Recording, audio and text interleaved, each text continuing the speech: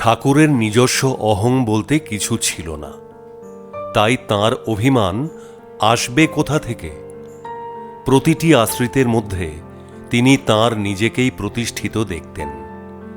ভক্তের দুঃখেই তাঁর দুঃখ, ভক্তের সুখেই তাঁর সুখ।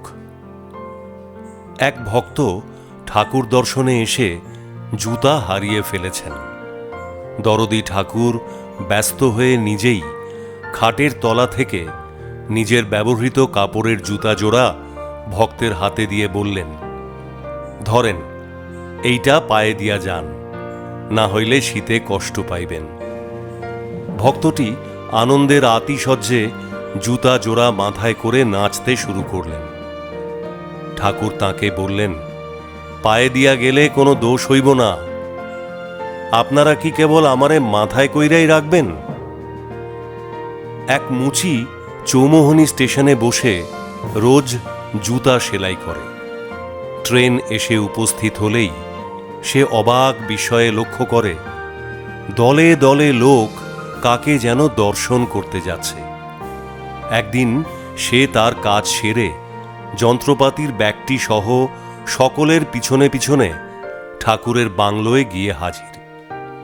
দরজায় দাঁড়িয়ে সে এক দৃষ্টে ঠাকুরের দিকে তাকিয়ে আছে, ভেতরে ঢুকতে সাহস করছে না। ভক্তপ্রাণ ঠাকুর তাকে দেখিয়ে ভক্তদের বললেন, ওনারে ভিতরে আসতে নিষেধ করেন কেন? সাহস পেয়ে সে যেই ঠাকুরের খাটের কাছে গিয়েছে, প্রেমময় অমনি তাকে আলিঙ্গনে আবদ্ধ করলেন। এইখানে বসেন। চৌমোহনীতে সেদিন ভক্ত সমাগম একটু অধিক হয়েছে। নিকটে কেউ নেই যে ভক্তদের বসার জন্য আসন বিছিয়ে দেন।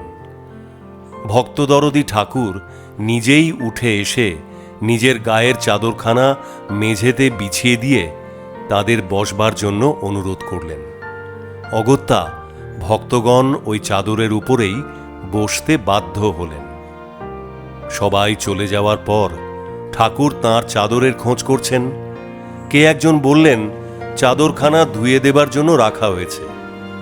না, আমার চাদর আমারে দেন। চাদর পেয়ে ঠাকুরের কি আনন্দ!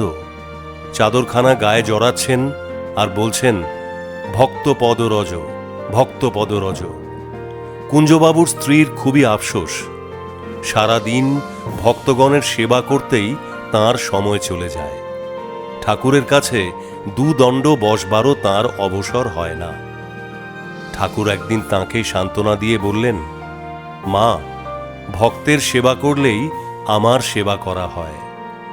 মোট কথা, ভক্তই ঠাকুরের প্রাণ, ভক্তের জন্যই ভগবান।